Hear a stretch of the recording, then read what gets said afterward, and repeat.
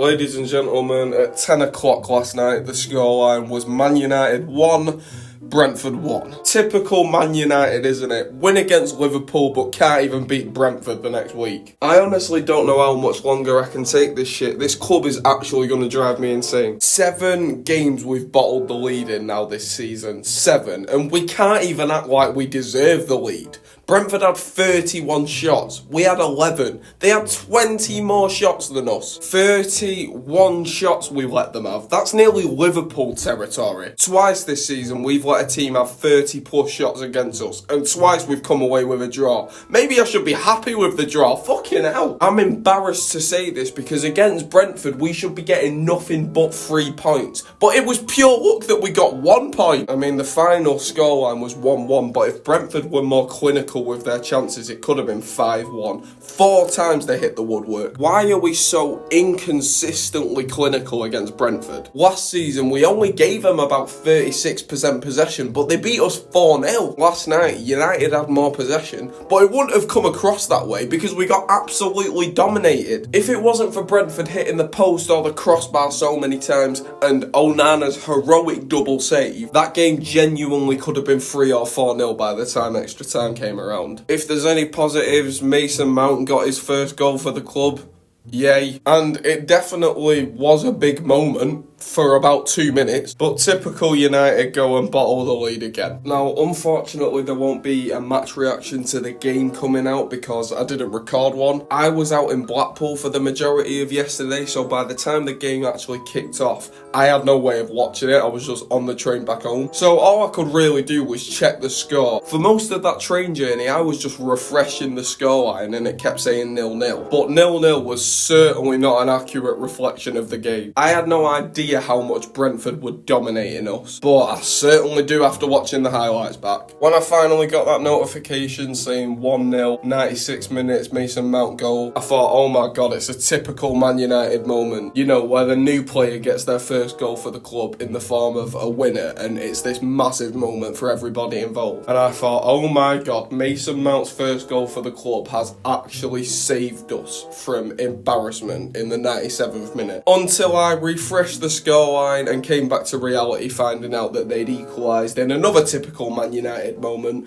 bottling it in the last minute. We think there's hope, then we come back to reality. It's just this endless, sickening, exhausting cycle of football that Man United play that nobody can seem to change. Unless what I'm about to discuss changes, then United are finished. I'm serious. Okay, let's have a serious chat because this football club is not going anywhere right now. Now, if Ineos do what they need to do, they are our key out of this endless cycle that we're all sick of. If Ineos do what the Glazers have been doing the last 10 years, we're fucked. Ever since Sir Alex Ferguson retired, the Glazers have just sacked every manager that walks through the door without giving any of them a real chance. And every single manager since Fergie has something bad to say about the way they were treated at United under the Glazers. Ineos can change that with Ten Hag. Ineos can give Ten Hag a real chance and we can actually try and build something with a manager. He will need support and he will need time to prove himself. He will need a lot of patience. But you give him time, I would say a good 2 years is how long he actually needs, because rebuilding a mess like Manchester United does not come overnight, believe it or not. But if we actually back the manager, the one who isn't on the pitch putting disgusting performances in against Brentford, and get rid of the players who aren't good enough, the ones actually letting us down, United could genuinely get somewhere. I'm not saying we're going to be on the level to start competing with Liverpool and Man City straight away, but we could at least be a Champions League qualifying squad every year. That's what I think the goal should be right now. Instead of aiming for absolutely everything, putting all the pressure on the manager, and then when he doesn't bring the unrealistic success you asked of him, you sack him. Idiot. Look, so much of this fan base wants to get rid of the manager right now, and the logic behind these brain-dead glory hunters seems to be that if you replace this manager and bring in a new manager, they're going to bring out some magic in these players that obviously doesn't exist. What's so ironic about wanting to sack the manager is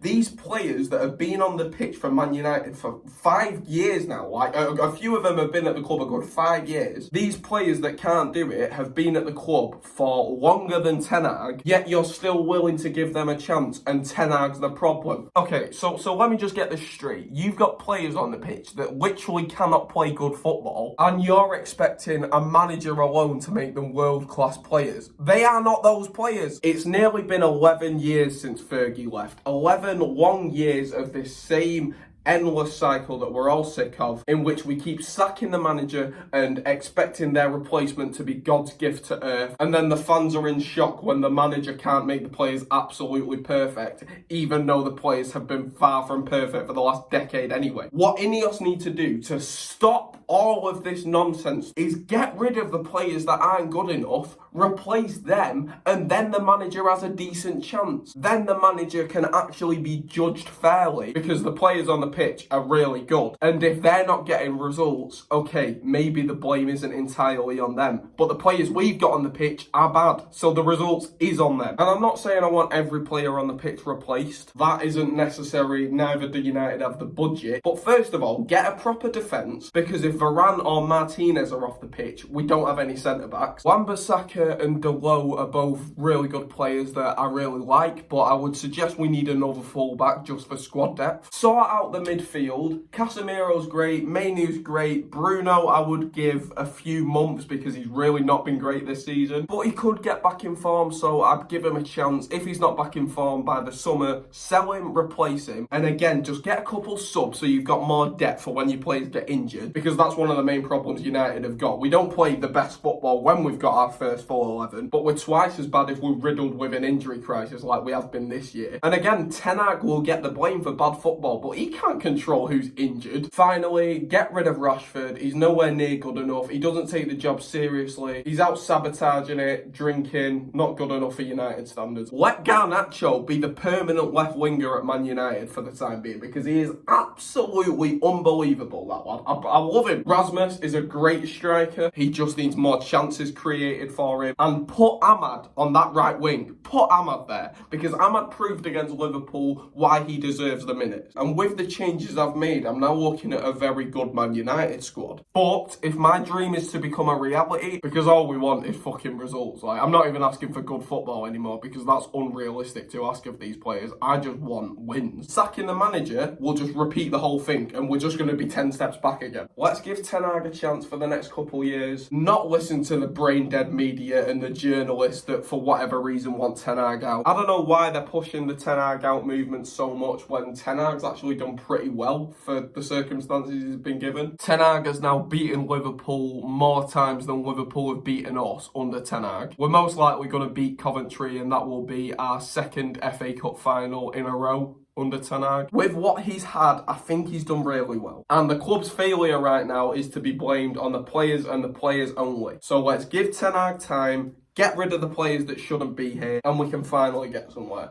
Otherwise, we're going to keep getting results like the one from last night. Come on, United, twats.